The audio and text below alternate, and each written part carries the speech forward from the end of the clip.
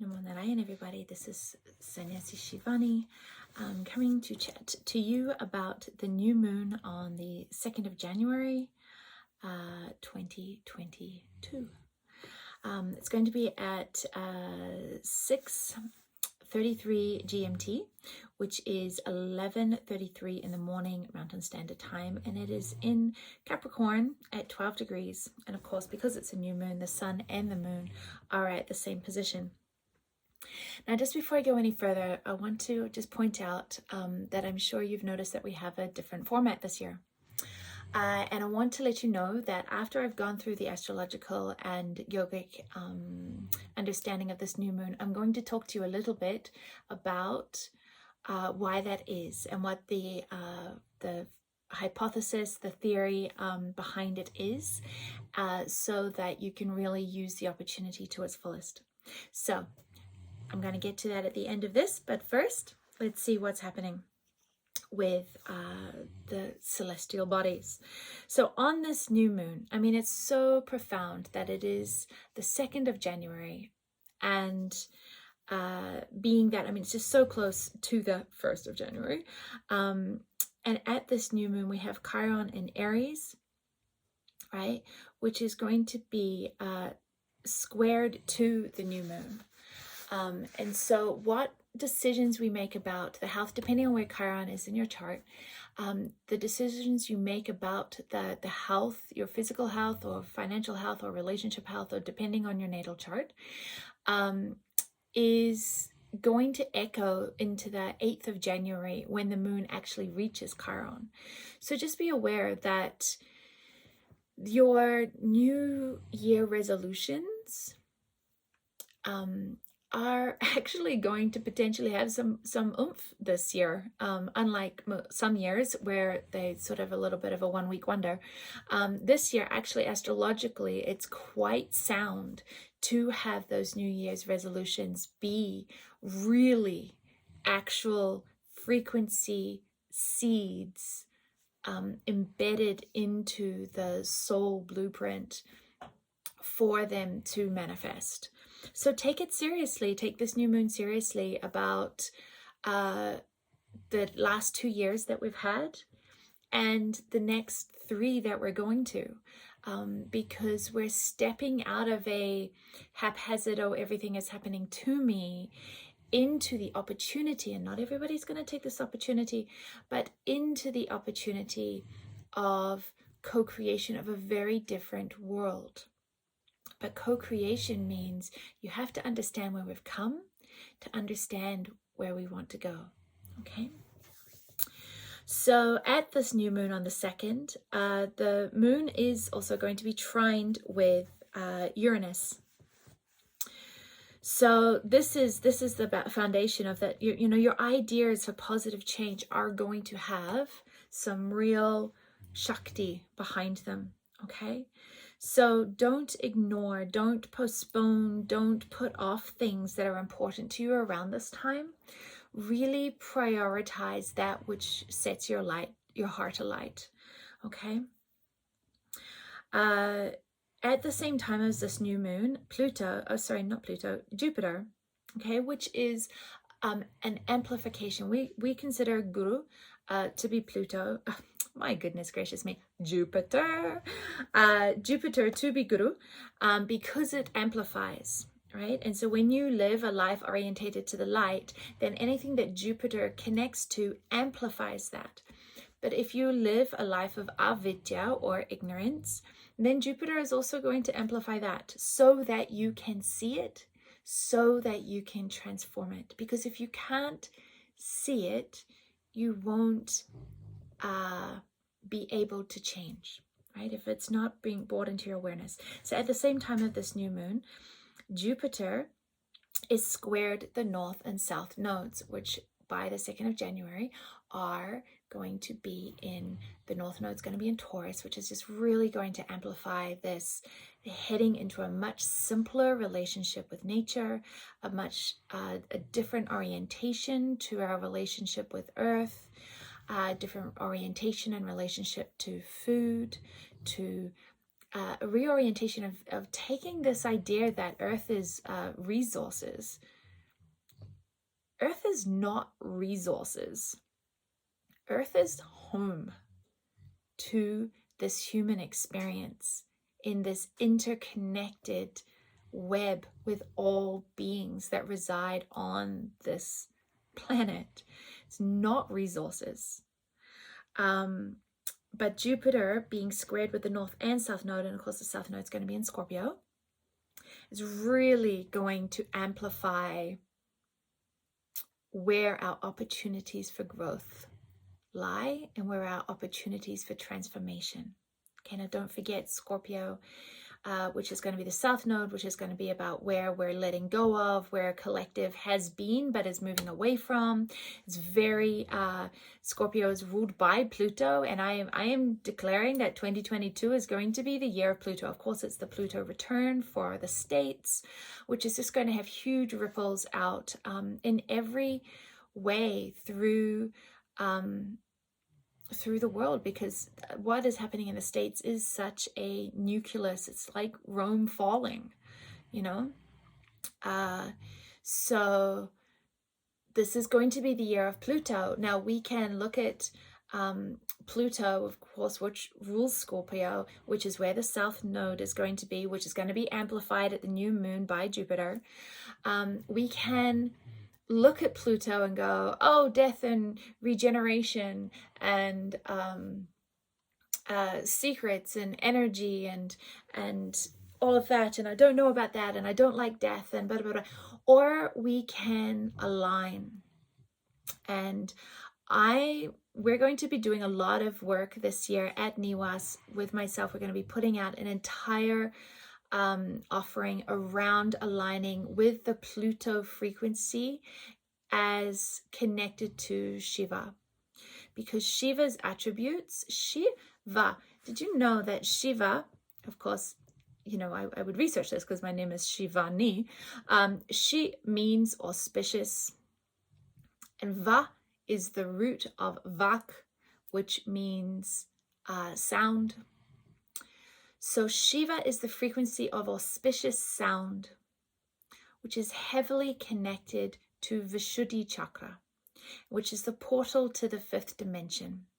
And this, I feel, my loves, is what this 2022 is really going to be about. It's been about it for a while, but it's not been as tangible as I feel that is going to be to the collective as it is going to be in 2022. And that is moving our awareness and our orientation through the portal of Vishuddhi Chakra into the foundation of the fifth dimension. And to do this, I believe we really have to orientate to and align with the frequencies of Pluto and the frequencies of Shiva, so that the light of this, you know, Shiva is able to take the poison, right? This is how Shiva turned blue. And of course, blue is the frequency of the color of Vishuddhi Chakra. And Shiva drank the poison when nobody else could, when they were divvying up all of the good stuff and all of the quote unquote bad stuff between the devas and the asuras, or the gods and the demons. And, you know, everybody had to like, okay, well, we'll take this and you take that, and we'll take this and you take that. And then the poison came up. Nobody wanted it. Nobody wanted to have that, because the poison is the degeneration. It's what makes us old, right? It is the opposite to the Amrit. Everybody wanted the Amrit, which is the fountain of youth, which is the nectar, and nobody wanted the poison. So Shiva, who sits beyond the dualism of good and bad, the frequency that sits beyond life and death, the frequency that sits beyond to the highest knowledge, says, no problem, I will drink the poison. And so he drank the poison, but of course, because he is beyond life and death, it didn't kill him, but the poison came down into the throat, where it was purified, as Vishuddhi Chakra is the home of deep purification, and that purification turned him blue. And that is how Shiva became blue. So the Shiva energy and the Pluto energy, I feel, is very, very aligned. And to really understand Shiva, because, you know, everybody is not in that excited about, you know, Shiva as the god of destruction. Right? He's not the god of destruction, he's the god of transformation. And what is Pluto? Pluto is the planet, or the celestial body of transformation. So let's align, let's embrace rather than be afraid. And that's what I'm going to work very hard this year to do, is to share my love of Shiva, to share my love of transformation, to take the fear out of transformation, to take the fear out of death, to take the fear out of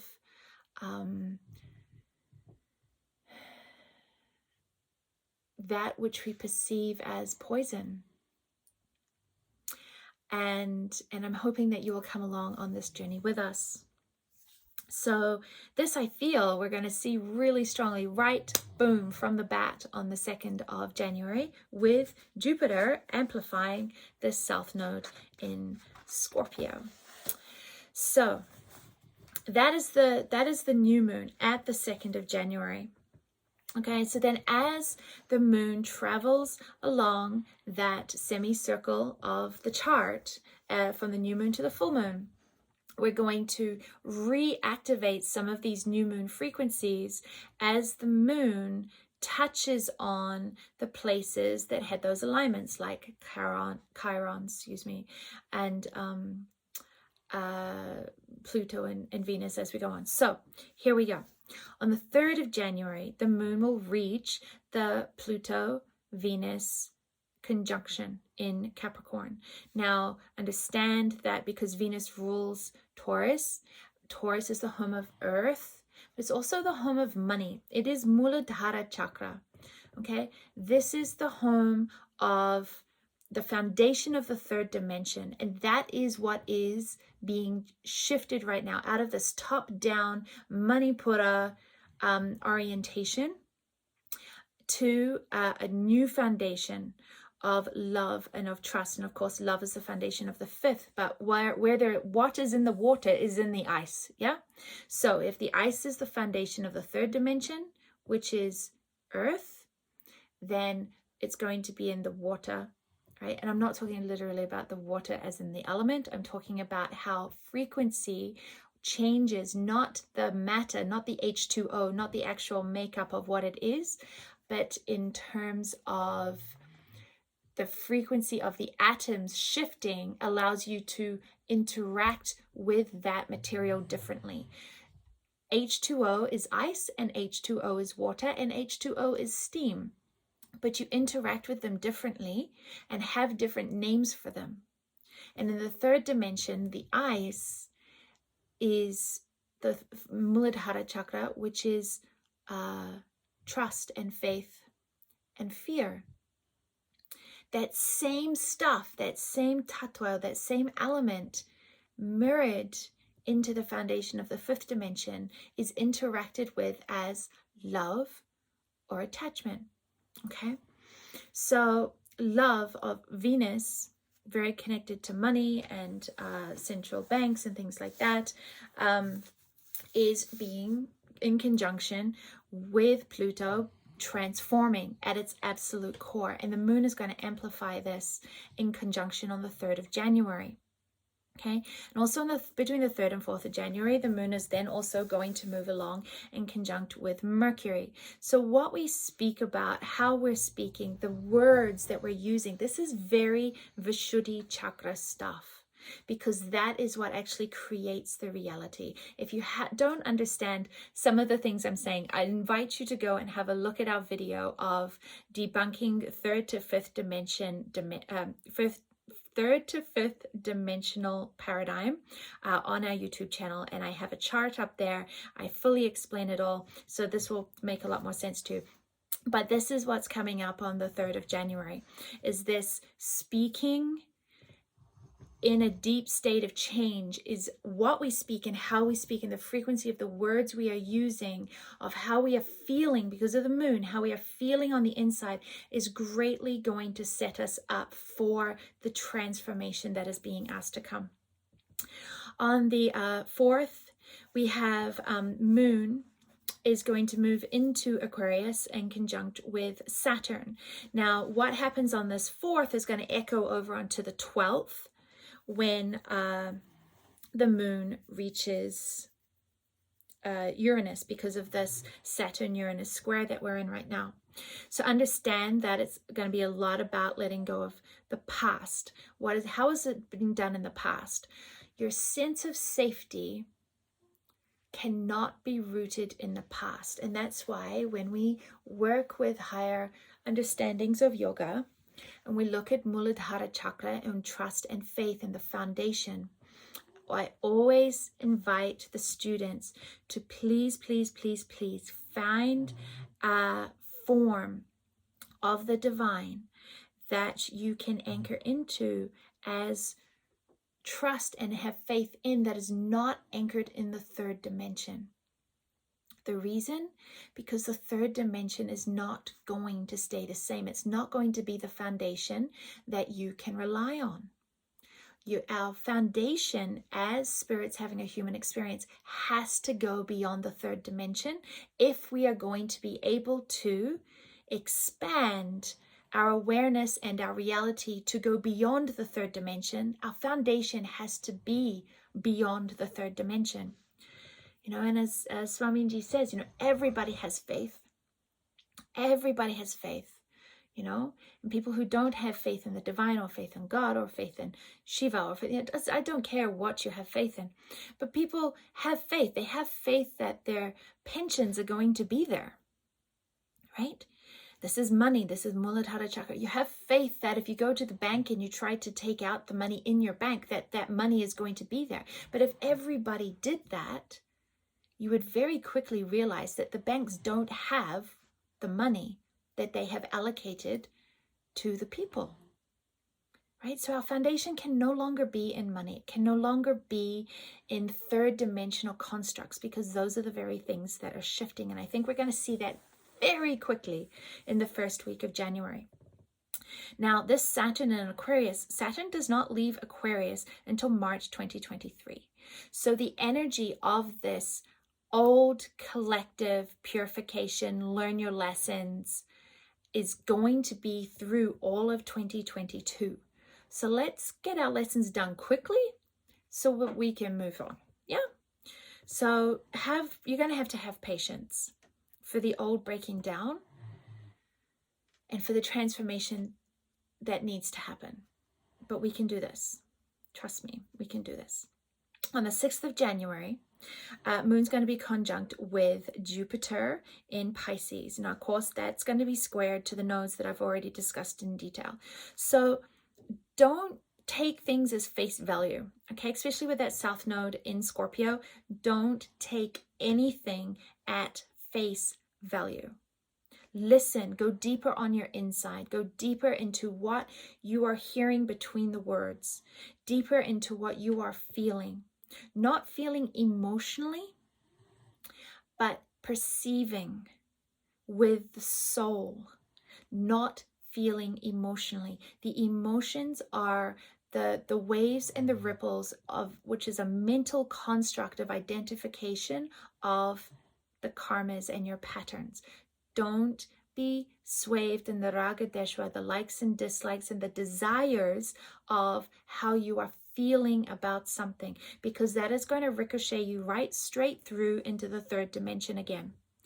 What we need to do is become a witness to our emotions and learn to still those emotions so that the mind can start to perceive out of the lower mind, which is connected to third dimension, and into the higher mind, which is the foundation of the fifth dimension. I understand that this probably sounds quite complicated. I can hear Aradhana going, Shivani, simple, simple, simple. I am trying, but I get so excited by this because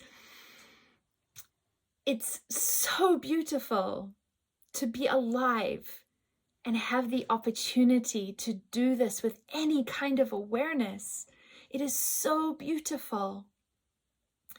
But to understand the gift that we have in this opportunity, we have to do the work. We have to learn. We have to dive deeply. And so I apologize profusely if some of the things I'm saying to you sound complicated, and in some ways they are, and forgive me for not having the ability to simplify it right in this moment. But I want you to understand that the things that we're saying are not haphazard. They're not based on a personal whim or a personal will.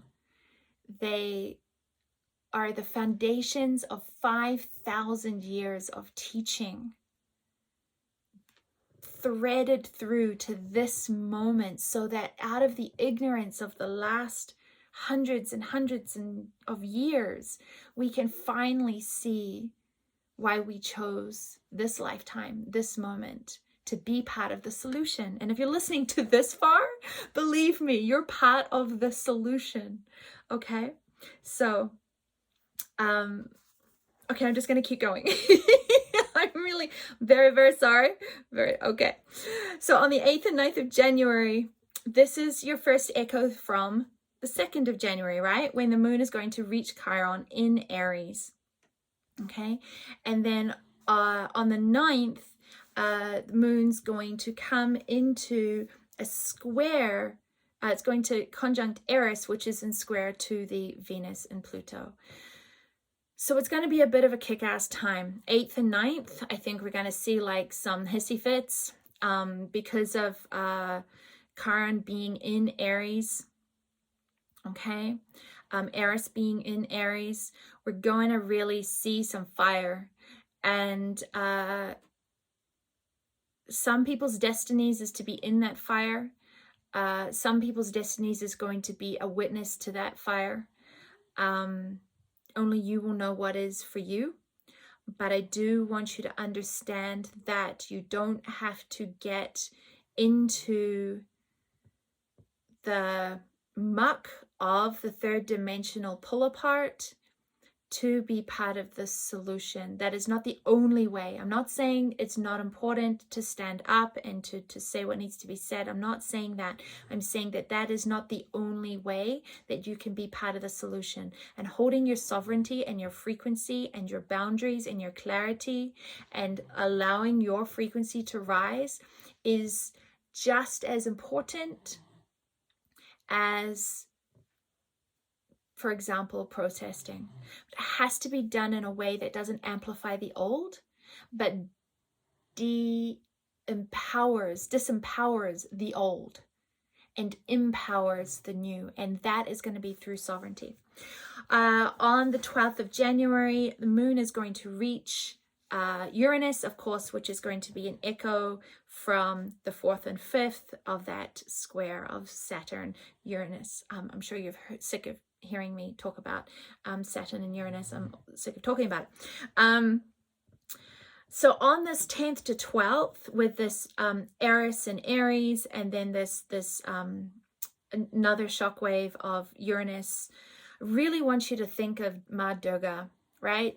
Ma Durga is the energy, which I think is very similar to Eris. She cuts through the darkness to bring through the light. She is the protector of children, which is the innocent, which is the marginalized, which is the people that look like they get left behind. Nobody left behind. And this is the mythology behind Eris, which I think is very, very dovetailed to Ma Durga. So chanting the 32 names of Durga for protection for all light beings, to have the courage to cut through the darkness, to bring through the light, is going to be a very important opportunity, the 10th to the 12th of January.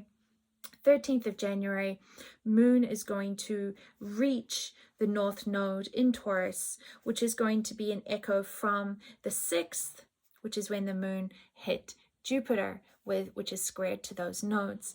There's such a beautiful patterning of direct engagement and echo, engagement, echo, engagement, echo, that is reverberating through our solar system, through the ether. And the ether is Vishuddhi Chakra, which is the portal into the fifth.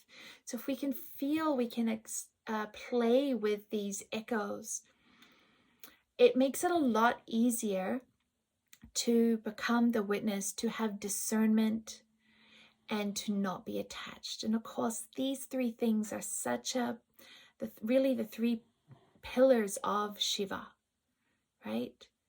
Vairagya, Viveka, Sakshi, to witness, to be non-attached, and to have discernment.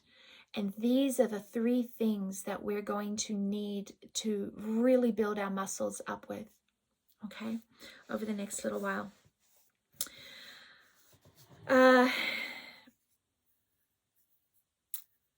So I'm going to leave the astrology and the astrological and the yogic perspective from there. And I just want to touch base with you a little bit about this new format. Now, as I've already mentioned, we're really going to be working, myself and the team at NIWAS is really going to be working with Pluto energy this year to align through the frequencies of Shiva. This is going to be done through everything that we teach, everything that we touch, everything that we chant, to align to these frequencies. Now, the reason why we've gone from seeing me on a video with these yoga views to only hearing my voice, there's a couple of personal reasons, but I'm going to leave that for another day. But primarily, it is because if we are wanting to come out of the third dimension, understanding that 80% of the information we get in the third dimension is through sight. And sight is connected to Manipura Chakra, which is the top out of your third dimension. It is the home of the lower mind.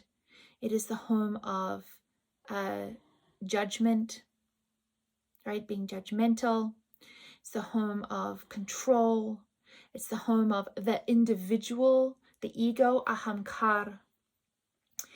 And so if these teachings are going to support you in moving beyond that, then you need to be able to filter the teachings through Vishuddhi Chakra, which is through your ears.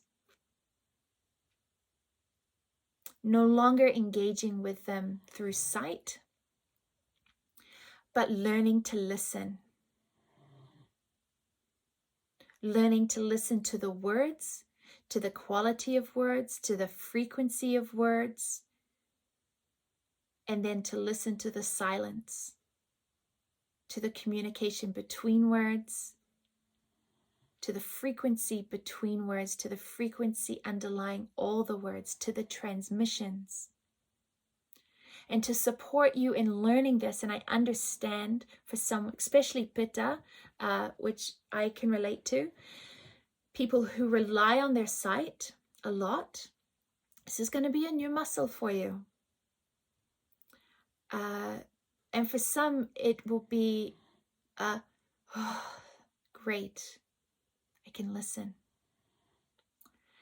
And so I encourage you to sit and to listen and to write notes, because that is the way we're going to entrain our ears into our hands. And our hands are connected to Anahat Chakra, which is the foundation of the fifth dimension, which is love. And you'll take the time to write down what you love. You'll take the time to write down what you care about. And the more we can do that, reorientation of the teachings through sound, through right speech, through frequency, I think it will help us let go of the lower mind of judging and sight a little easier. So this is why we have chosen to do this this year. Of course, if I'm teaching asana, you'll still see my face in an asana class, but that will only be through LYFE. Yeah.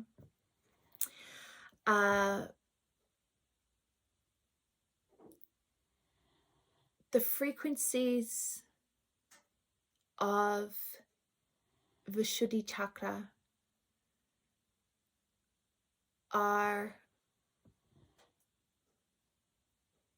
really expansive at this time. Right now, from the 15th of December through to the 11th of January, we have this huge portal.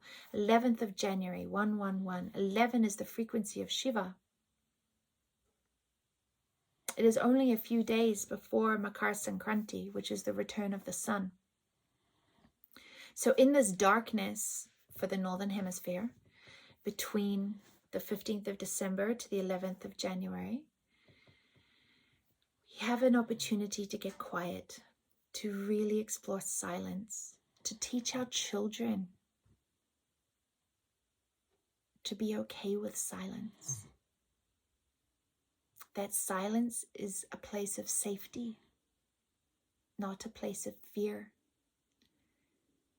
That silence is a place of nourishment and a place of wonder and a place of inner and a place of deep caring. Because when you are able to sit in silence, you start to listen properly. And I don't think that there is an act of caring more profound than truly hearing what is being communicated. And note, I said communicated and not said, but truly being communicated. And I'm not talking just by other humans. I'm talking about everything. Trees, birds, snow, waves, beach, animals, pets.